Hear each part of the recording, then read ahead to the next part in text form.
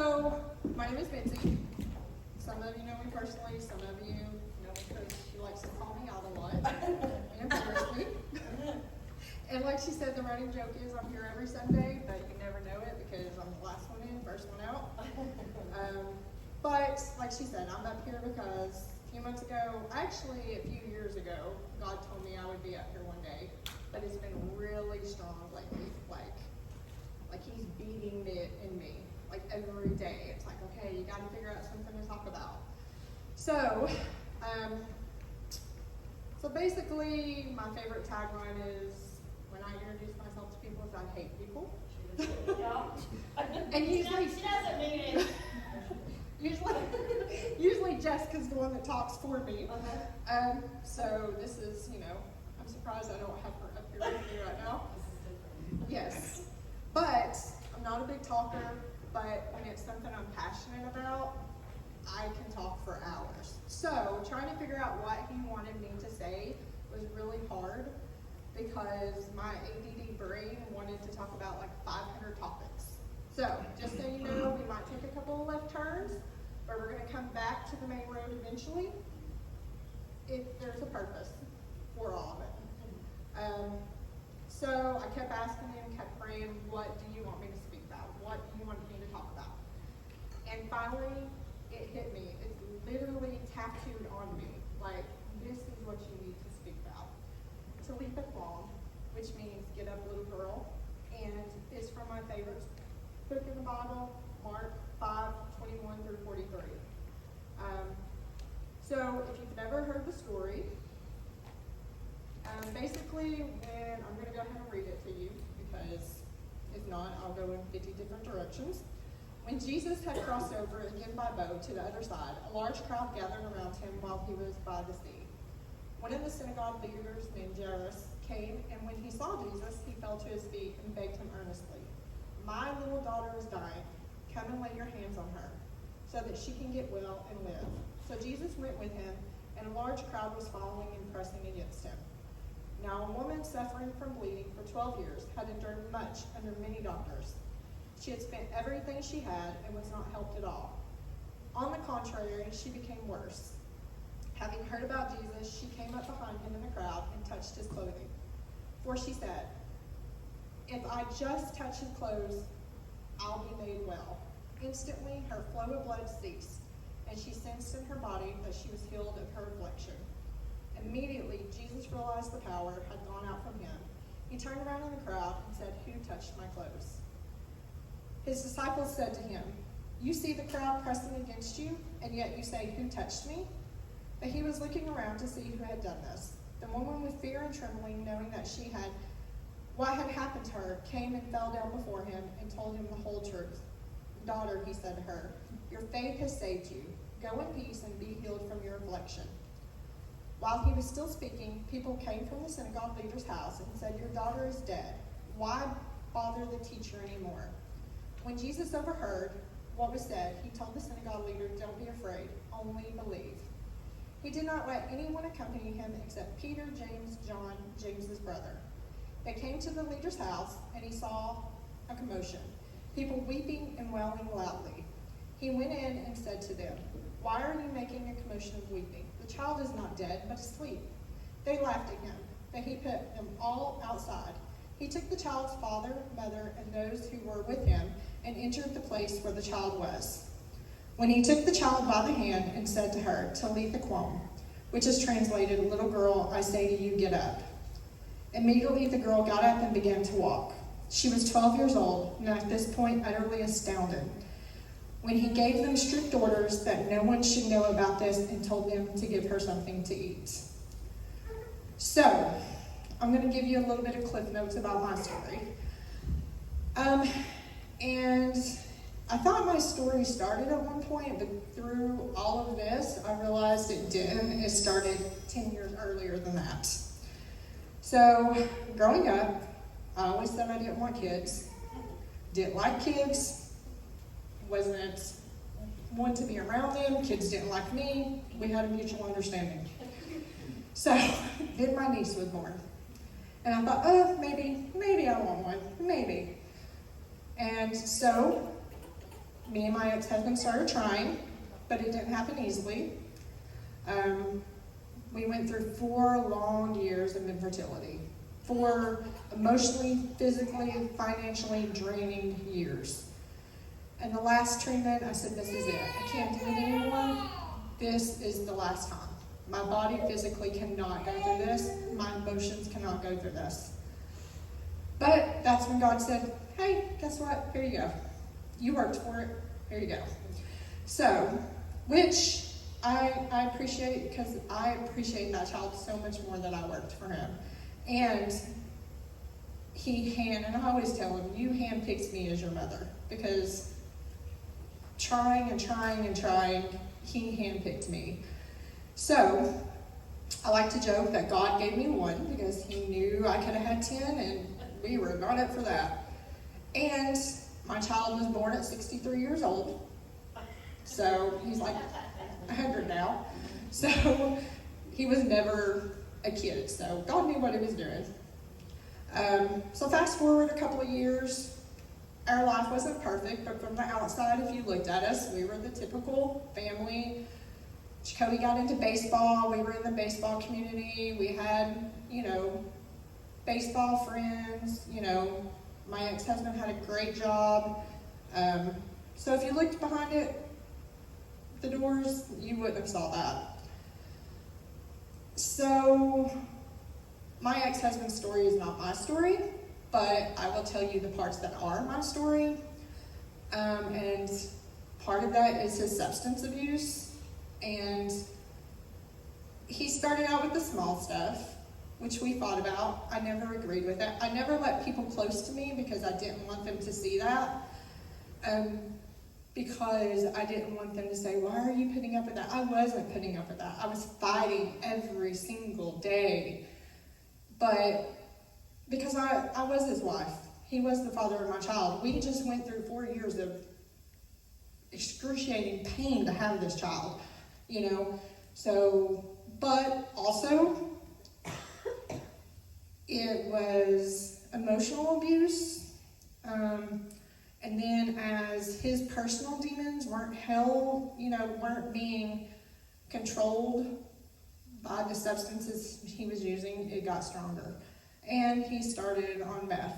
So, that is a very dark time, and I when I look back, I picture that we lived in this dark tent, that every time I went home, it was just like a prison, and I couldn't get out, but when I left, there was always a plan to leave, but when you get sucked back in, you can't leave, because you want to help them so bad. But you can't help somebody that doesn't want to help themselves, unfortunately. But I tried. But also, he had beat me down so bad emotionally, and then it got physical. But every day he told me that I wasn't good enough, that I didn't talk to people. People thought I was stuck up. People thought that I felt like I was better than them. Nobody would want to be my friend if I left. I would have nobody on my side. I couldn't financially take care of us, which at that point he had lost his job, so financially I was taking care of us anyway. But also my weight, nobody would ever want me because I was overweight. Just a lot. It was a lot. A lot to endure. So when you're beat down like that, you don't want to leave. You think you have nothing. So, one way I tried to fix it was through church. I thought, well, maybe if we can get into church, and maybe, that will make him see where this needs to go. Well, Jacoby liked a little girl that went to LifeSpring, so of course that's where we came. And this is where Jacoby wanted to be all the time, so of course he was younger, so that's where I needed to be. Jacoby wanted to do things outside of Sunday projects that were going on, so of course that's where I was. Unfortunately, my ex-husband only came one time. He didn't join us, so that wasn't the fix for him, but that was the fix for me. It is what I needed. God gave me, of course I had family, but my family didn't know the whole extent of the situation until it went down one day. But he gave me a church family that supported me so strongly and was there for me every step of the way.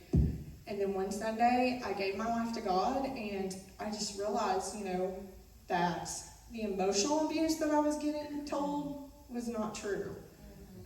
These people forced me out of my shell. There was a women's retreat in Nashville, and I remember Leanne just calling me and saying, you don't have a choice, you pack a bag, you're going. And let me tell you, that retreat was life-changing on that mountain. I was told by these women that this is a mountain, and you're on this side right now, but you will get over it. And at that time, I was like, no, I'll never get over this. But I did, So I had the courage. Well, actually, he got arrested. That gave me the courage and the ability to file for divorce. So overnight, I became a single mom. I was terrified, single income. I didn't know how I was going to do it. Our life had changed a 360.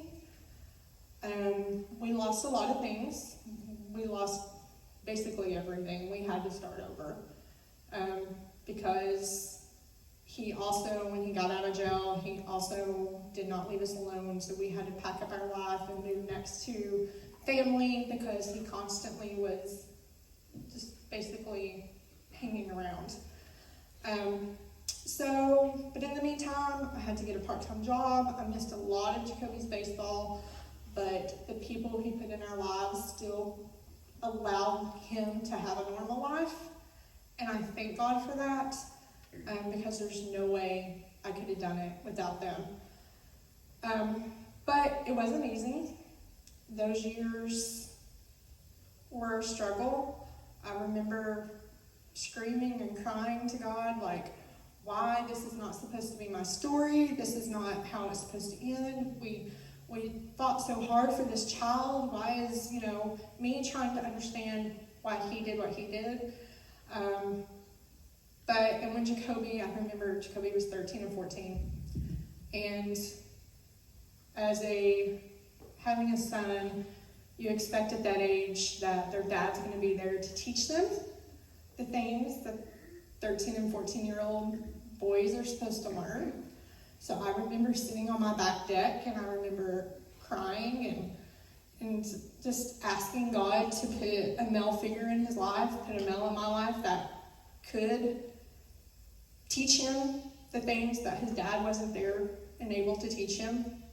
Well, it's 8 years later, I'm still single, so we see it wasn't me, and actually it was me, and we'll get there. But basically, he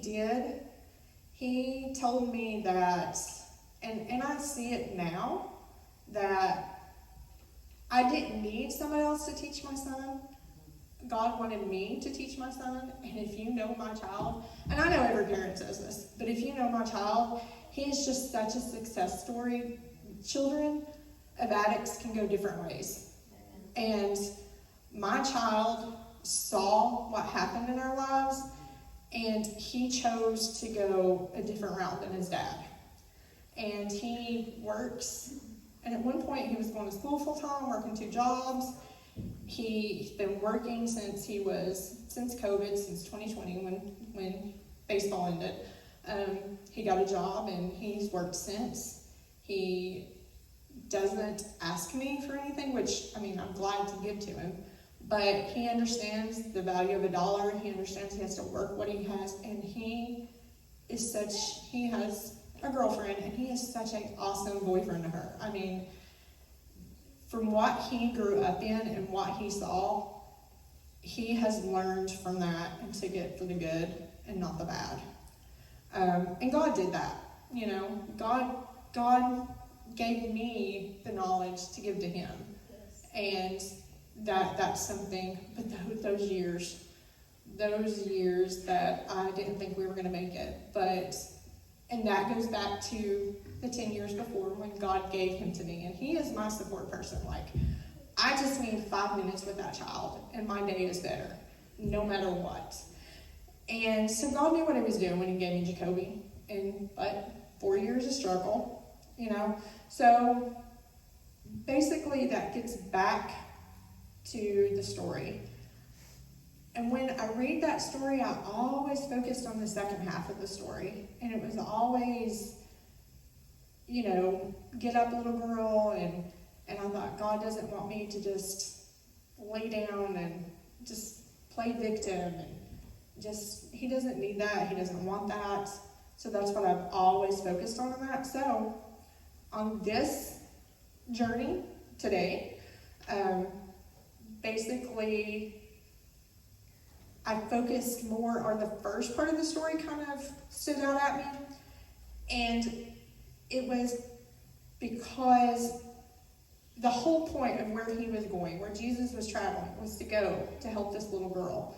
In the meantime, he takes a left turn and he helps this woman who he did not expect to, but yet Jairus is sitting there begging him, you've got to go to my daughter, you've got to go to my daughter.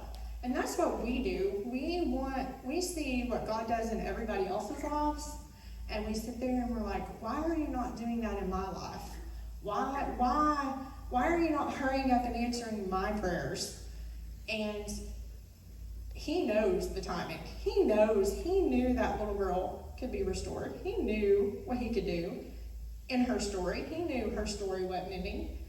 He knew he had time. He wasn't in a rush.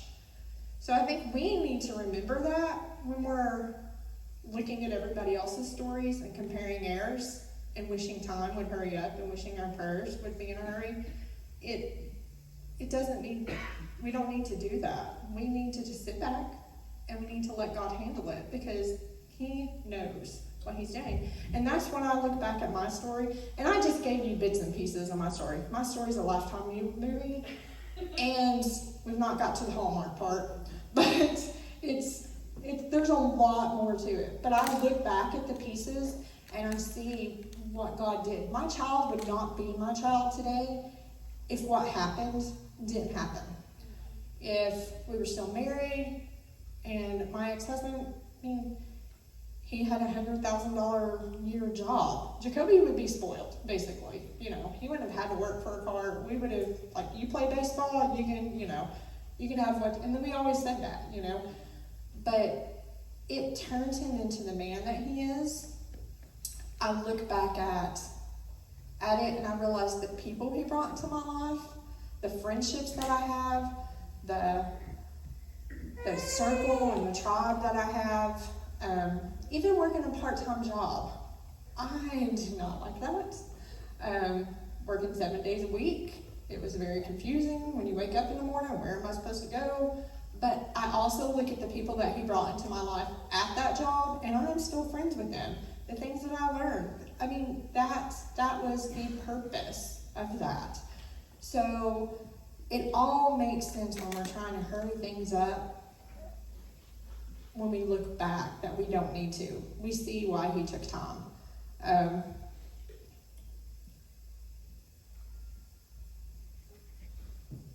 I thought this was a lot longer when I wrote this out.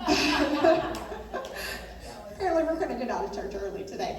But so when you start questioning whether God's listening because you don't see him working on you, but you see him working on everybody else, he knows your ending. He knows your timeline.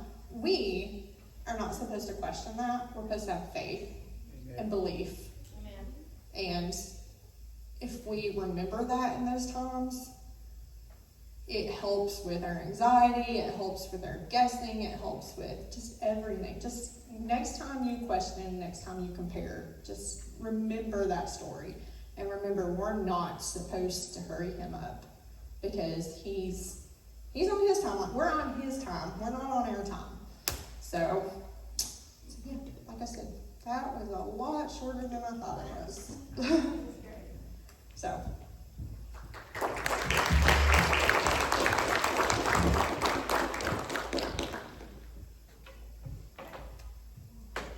Thank you very much, Mitzi. That was good. I really appreciate you sharing your story with us. So now is the time for the altar call, and I'm sure we all have stories of the victories that God has brought us through. the things that we have struggled with, that God has just blessed us with people in our lives to help us get through those things.